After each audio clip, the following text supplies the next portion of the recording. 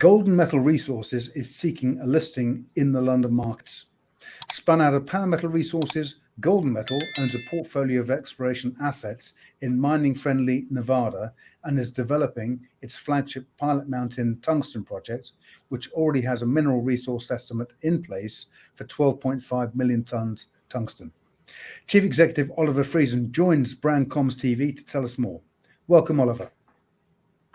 Alan, how you doing? Good to be chatting to you today. Very good to talk to you too. So, Oliver, we've got some slides from the website presentation to talk through, but to start with, can you provide an overview of the company and its assets? Yeah, absolutely. So as you mentioned, Golden Metal Resources is a spin out of Power Metal Resources. We currently have 4 Nevada-based projects in the portfolio. Pilot Mountain, Stonewall, and Garfield are all 100% owned by the company. And Golconda Summit, we have the option to earn in for 100%. So we raised a pre-IPO subscription of £750,000 back in December. And as you mentioned, we're now seeking a listing in the London markets. Excellent. Okay. So can you tell us a bit about your background, Oliver, and also tell us about the board as well? Yeah, of course. So I'm a geologist by trade. So I spent the first decade of my career working out of Vancouver, which is obviously a very busy sort of mining and junior exploration hub. I was a partner of a geological consulting company, and we sort of operated and managed various exploration programs, geophysics, geochemistry, as well as large diamond drilling programs throughout mostly Western Canada. But we did lots of work in Nevada as well as Idaho. So my background is certainly on the technical operations side of things, but I moved more into the capital market side of the business over about the last 4 or 5 years. I was the CEO of a gold exploration company based out of Vancouver that was focused in in Idaho, which is just the state just north of Nevada. So I have extensive working experience in Nevada. I actually, funny enough, used to live in Nevada. I worked for Barrick Gold at one point in my career at their Cortez Hills discovery, which is actually quite close to our Golconda Summit property. So I know the state well. I feel very comfortable operating and working there as well as exploring there. Excellent. Well, I know Nevada is rightly renowned as a desirable destination for mining companies. Of course, you mentioned Barrick there, many others, and lots of mining history in that region too. You've got the Walker Lane Gold Belt and a whole raft of other historical assets. So what's your take on the potential that you're seeing with the assets owned by Gold Metal? Yeah, it's a good mix of assets that we have right now in the portfolio. What we've done there is we've sort of looked at the broader picture and said, how do we want to build this company on an asset-to-asset basis? And the flagship property that most people are excited about is obviously our Pilot Mountain project, which, as I mentioned, is 100% owned. The great thing about Pilot Mountain is it has the in-ground resource. So in terms of how to sort of value these exploration companies, what I find typically can happen is if one company has, say, 1 or 2 very sort of blue sky grassroots exploration assets, in the event that you go and drill and maybe don't find what you're looking for, I find what can happen is those companies' values can shrink to quite a small amount. But the great thing about having Pilot Mountain there is the fact that we have the in-ground resource as it stands now. So in terms of a sort of a baseline evaluation, that gives us a really nice floor. But obviously, as an exploration geologist, what gets me excited and what gets me out of bed in the morning is making new discoveries and expanding on existing discoveries. So, we got the in-ground resource to provide a nice floor for our valuation. But I think even more importantly is the fact that we have some really exciting blue sky exploration targets. Many of those are on Pilot Mountain outside of where the previous exploration has been undertaken. And then as you'll see with Golconda Summit, Stonewall, and Garfield, there's a lot of really exciting blue sky exploration potential in those assets as well. Excellent. So on the subject of Pilot Mountain, I understand you recently conducted an IP survey there. Yeah, that's correct. So just to kind of loop back around on the exploration blue sky that we're seeing with that particular asset, And I'll get you to maybe just flip to the next slide there, Alan. I'll kind of highlight a few things that are standing out to us right now. So what's interesting is on Pilot Mountain, there's obviously the existing in-ground resource. And I'll touch on the IP survey in a second here, but I figure I'll just kind of give you a bit more background here. And what's really interesting is if you look at that graph on the right, that shows what tungsten, silver, copper, and zinc have done since the 2018 mineral resource estimate as well as scoping study were published. So as you can see, there's been an increase in price of all four of those commodities. In the case of copper and zinc, a pretty material increase in those prices. So obviously that bodes well for the economics of the project going forward. Lots of work to do there, but obviously the fact that, the underlying commodities are moving in the right direction is obviously a very good sign.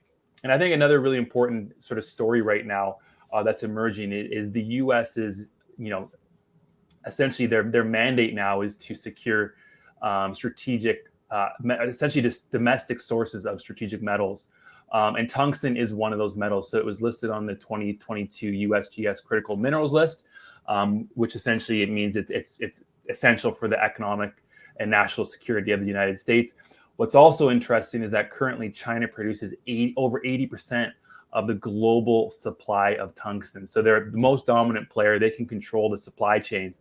And so obviously, the US, especially with tension sort of increasing over Taiwan, the US is really pushing hard to secure domestic sources of these strategic metals. And what's also interesting about tungsten is that it does have military applications.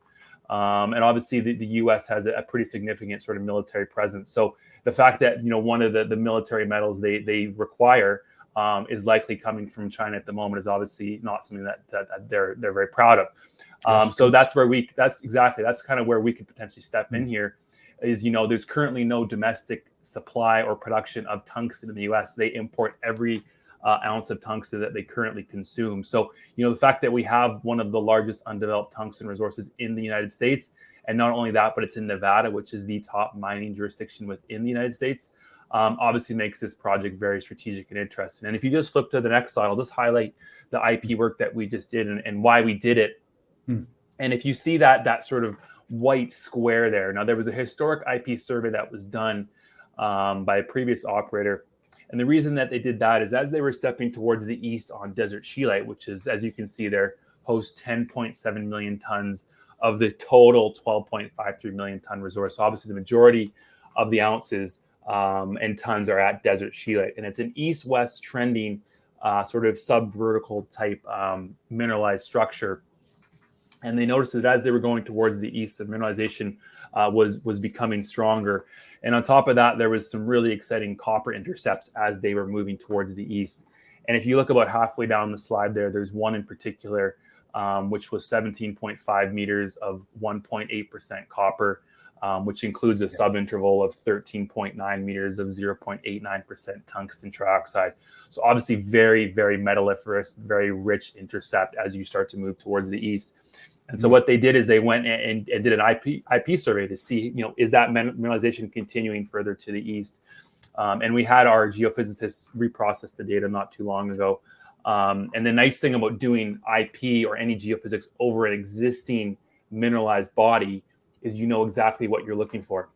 So, just to give you an example, if I do geophysics over an area that we have no data, you're going to come up with anomalies. You're going to see big, red, yellow, blue blobs. But what do they mean? What do they correspond to?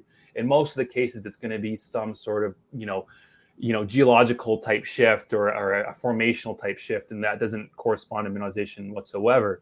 But when you do IP or you do any type of geophysics over an existing intercept or an existing, ore body, you can then equate what the actual geophysical characteristics are of the area that you're looking for. So by doing the IP survey over desert scheelite, we noticed that it's essentially that subvertical body I was telling you about. It corresponds to a chargeability high and a resistivity low. So what that means is anywhere else in this property we see that same signature, we know that that's obviously an area that we need to focus on because it has the same geophysical characteristics as existing mineralization on the property. And what was interesting was that historic IP survey identified an extension of that chargeability high and resistivity low that corresponds perfectly with the desert scheelite mineralized body. So that's obviously a really interesting lead. I spoke to the previous geologist who helped run the program for the previous company, and he was very excited about testing the extension at Desert Scheelite towards the east. And then what he said is well, one thing that's never been done here is geophysics over the entire property. That survey that you're seeing there, that was the only time that geophysics has been done on Pilot Mountain. So we said, hey, let's go and look at the rest of the property. You see there's the 4 sort of main zones there. Those are just small areas poking out of the post-mineral sedimentary sand cover. And essentially, when you find 4 sort of separate mineralized bodies, all, say a kilometer and a half from each other, and no one's ever really looked in between those 4 areas. I mean, that's where you should be looking, right? And a lot of previous geologists who have looked at this have said, you need to look in between those 4 areas. But there is that post-mineral sedimentary sand.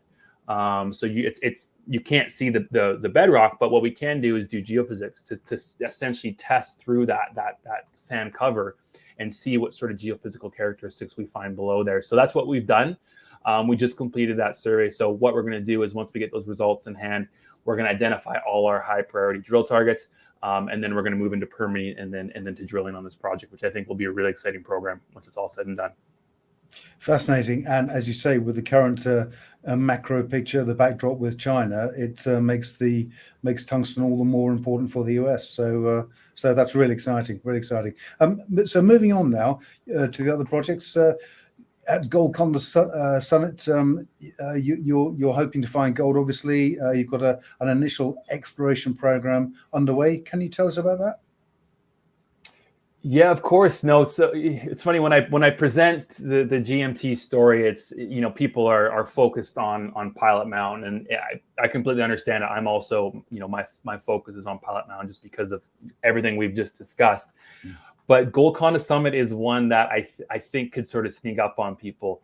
And when I do present this property, people go, "Oh, wait a second! Like, why are you not talking about this?" Well, you don't want to you got to stay focused, but also I think investors that are sort of seeing the full picture now of gold and metal are seeing how strategic these other assets could be and how they could sneak up on people. So in this one in particular, it's called a Carlin type gold property. Now, as you can see on that little inset map there, we're in northern Nevada, and in northern Nevada, it's one of the most well gold endowed provinces or areas in the entire world. So you'll see on that map there, our property is circled in black there in the center of the map, but you go about 25 kilometers to the northeast, and you'll see Turquoise Ridge mine. That's 13 million ounces at 5 grams per ton. That's obviously a monster of a mine. Just go to the southeast of us. That's about 15 kilometers away. The Lone Tree mine, the Lone Tree complex, 4.2 million ounces produced. That mine is currently still producing. Lots of gold still there to be mined. Go a bit further southeast. There's the Marigold mine owned by SSR. That's got almost 6 million ounces measured and indicated at the moment. So obviously we're in, it sounds cliche, but we are in elephant country up here in northern Nevada. And we're located at the confluence. You'll see those yellow trending lines. Those are the two of the most prolific Carlin mining trends in Nevada. Now, Carlin gold, and I won't divest too much into a geological story here because I can kind of get into the weeds, but I'll give you sort of a high-level overview here. And Carlin type gold, as I mentioned, is very specific to northern Nevada. It's a geological deposit and environment that you don't really find elsewhere in the world. But obviously, as you can see by those numbers, they can be very large deposits. And it's also worth noting, I mentioned I lived in Nevada before I moved to London. And I actually worked at the Cortez Hills discovery owned by Barrick Gold, which is just sort of off the screen here. We worked on over a 10 million ounce deposit there. So I know these rocks well. I lived in this part of the world for a good chunk of time. So it's an area I feel comfortable with. But essentially what we're doing here, and long story short, is Carlin type gold deposits are hosted within lower plate rocks. So essentially they're carbonate, silty type units that are very reactive when they interact with mineralizing fluids. And what's interesting at our property is and over most of northern Nevada, there's a thin thrust sheet, which is sort of a fault sheet of what they call overplate rocks, which are non-reactive siliciclastics. They're like sandstones, siltstones, and they blanket most of northern Nevada. Now, all these mines that you see on this map here, essentially they were drilling through the upper plate rocks, and they found these ore bodies within the lower plate strata I mentioned, so the carbonate type rocks. And what's interesting at Golconda Summit is we have the same geological environment. So we have that thrust sheet of those overplate non-reactive rocks. And typically the upper plate rocks aren't reactive. So they're not good hosts for gold. You typically have to go into the lower plate rocks, typically 100 to maybe 200 meters below the upper plate strata before you start to find actual good Carlin type intercepts. And actually some of these deposits that you see on the map here, the way they discovered those is actually by finding mineralization in the upper plate rocks. Because what can happen is essentially subvertical faults or structures have penetrated through most of northern Nevada after the formation of these deposits. And what will happen is rainwater falls over northern Nevada. And what happens is essentially those fluids from the lower plate rocks can be remobilized and essentially move up these fault structures and get deposited in the upper plate rocks. So what you can do is, as an exploration tool, you look through the upper plate rocks to find, Carlin type gold. You'll get little sniffs here and there. And what that's pointing to is potentially what's below as you go down that fault structure into the lower plate strata. And what's really, really interesting about Golconda Summit is on the right there in the middle, you'll see a couple of historical intercepts. So trench assays, one of them was 7.6 meters at 19.7 grams per ton gold. Now that's very high grade gold. That's over a good grade. Over significant width. Another one there you'll see is 15.2 meters at 7.1 grams per ton. And the important factor here, and what people aren't realizing, is these intercepts are entirely within upper plate rocks. They're within non-reactive rocks, which is not supposed to host gold. And we've done some mapping over the area, and we have very clear subvertical fault structures over and near these trenching intercepts. And what's the best part is, but if you go below the upper plate rocks, we have 3 lower plate units, and that's on the bottom right there. We have the Edna Mountain, the Preble, and the Antler Peak limestone formations. These 3 lower formational units all host Carlin gold deposits in northern Nevada. So they're great host rocks. Yeah. And the best part is very few, and I believe actually only one historical drill hole penetrated through the entire sequence of upper plate rocks into the lower plate strata. And the one particular hole just went a little bit into the Edna Mountain formation, the upper part of it. And actually it's the lower part of that formation, which is where you want to be for finding these Carlin type gold deposits. So essentially we have really good indications of gold at surface in non-reactive host rocks. And now it's our opportunity to go in there and be the first company to actually drill through the upper plate strata and test some of these lower plate units, including Edna Mountain, Preble, and Antler Peak. So it's, as you can tell by the tone when I talk about it, as someone who used to live up in northern Nevada and understands these deposits, it's one that I think could certainly sneak up on investors as we move exploration along and look to RC drill some of these lower plate units and be the first company to ever do so. Absolutely. And of course, with all of the gold and metal projects, they're all grouped fairly closely together too. On to the next one now. Of course, you have the Garfield Copper and Gold Project, where you're currently conducting a geochem survey. Just completed. That's correct. Yeah. So it's we were doing this project in tandem with the IP Geophysics at Pilot Mountain. So we wanted to show investors that we can get exploration done even in the summer months on budget, on time. With the background in operations, this is a part of the business I feel very comfortable with. So yes, that program was done. It was over 500 soil samples that were taken. And I'll just quickly touch on this property. And what's interesting here is if you look at that northern part of the property there, you'll see a cluster of orange stars. One of them, I believe, reads about 2.46% copper. And this is actually the original property that we acquired. 100% of it essentially just covered that small area of those orange stars. And that was, it's a really interesting skarn style copper gold showing there, and they trenched it and it remained open, and there was very little work that was done. And then we took on the project and we looked at some of the historical work, and we realized, wait a second, there's some additional high grade copper samples taken not too far from where our existing property is. So if you go down to the southwest, you'll see another orange star that runs 2.6% copper. And then you move over to the east there and you see there's additional 2 orange stars that one of them reads 5.53% copper. And these also have pretty significant gold assays as well. So we're going, wait a second, there's a much bigger story here than just the small property that we currently have. So we noticed that, okay, well, you walk a kilometer to the southwest, you see very similar style mineralization, and you see very high copper grades as well. Moving to the east, we see the same thing, up to 5.53% copper. That's a very high copper grade sample. So what we did is, okay, what we said is, okay, well, we got to acquire this additional ground. So we moved quickly. We went and staked. Now you'll see the block, the sort of the green hashed area or green highlighted area. That's all new ground that we've staked. So we've fully covered these new anomalies. And then we said, okay, well, let's try to actually understand the geochemistry a bit better. So we did an airborne aster survey, and those yellow, or the red blobs that you see there, and we put out a really nice release. I think it was the later part of 2021 of the work that we did, and essentially those red blobs correspond to copper anomalism. So as you can see, there's almost no anomaly over the original property boundary, but you go down to the south where we're seeing stronger copper mineralization, and we get some really nice chunky red blobs.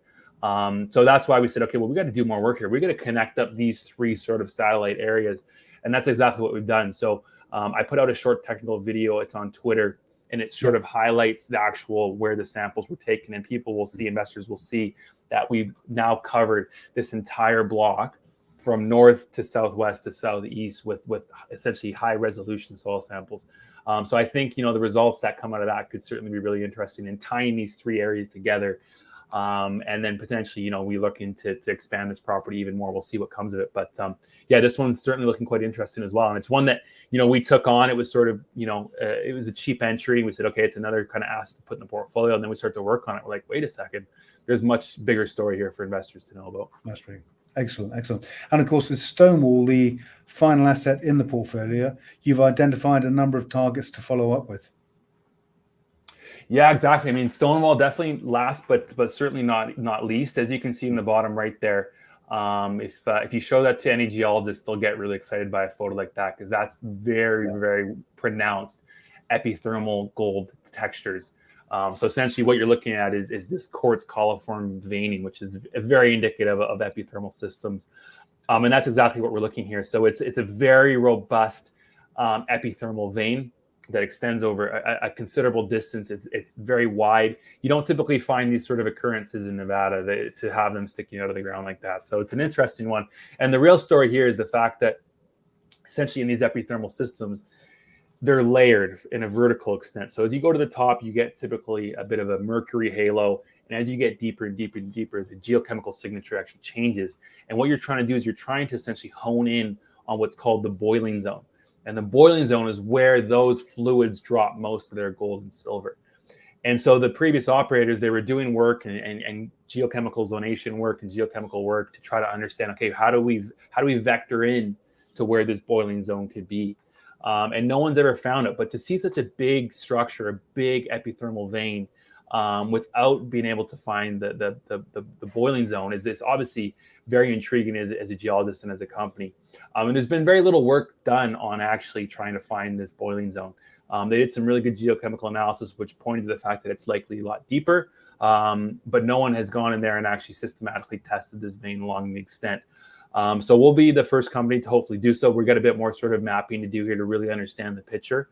But it's as you can see on the bottom, the second to the bottom there, Barrick Gold was in there. They're actually the ones that did the fluid inclusion analysis and determined that the formation temperature at the top there, we need to go deeper. And they didn't actually drill it. So they went in there and concluded, hey, you got to drill this thing a little bit deeper to find where the boiling zone might be. But they never went and did it. So that's where the opportunity lies for us. So we'll do a bit more work here. And then we'll look to some low-cost RC drilling to test some of the areas where we think this boiling zone could be. Excellent. Well, Oliver, that's a fascinating and exceptionally good portfolio of assets held by Gold Metal. Can you tell us a bit more about what investors should be looking for after the company is listed? Yeah, of course. I mean, what investors have to look forward to is the fact that we are an exploration-focused company. When your CEO is a geologist with an operations background, that's what I love to do. I love to go and run exploration, look to make discoveries. So we're a discovery-focused company. We're an exploration-focused company. The money that we raise, it's going to be focused on going into the ground. And not only that, but it's going to be done in an efficient manner. One of my sort of big mandates when I was partner with the consulting company is we were the lowest cost operator, and companies knew that. We cut the fat. We're very efficient in the work that we do. And I've carried that over into my sort of more corporate roles now. So we're going to spend money in the ground, and it's going to be done efficiently. And we're looking to drill, we're looking to do good work, and we're looking to make discoveries that are going to, return, outsized returns for our shareholders and myself. I mean, at Golden Metal, we're not taking, we're taking very, very low salaries, to be completely frank. We have options, and we've invested in the pre-IPO. So we only make money if the share price does well. And in my experience, I know that the share price only does well when you do good exploration work, when you make discoveries. So that's our focus. We know that's what needs to be done. And investors can rest assured that when they put money in, it's going to go into the ground, and we're looking to push these assets forward and make some returns for the people that have invested with us. Thanks. Well, an incredibly exciting time for you and your team there, Oliver. We wish you every success with the IPO, of course, and we'll be talking again very shortly to discuss progress. Oliver Friesen, Chief Executive of Golden Metal Resources, thank you for joining us today. Thanks for having me on, Alan. We'll chat soon. Hopefully it wasn't too technical of an overview. But we'll definitely catch up, and I'll give you some more progress in the near future here. Super.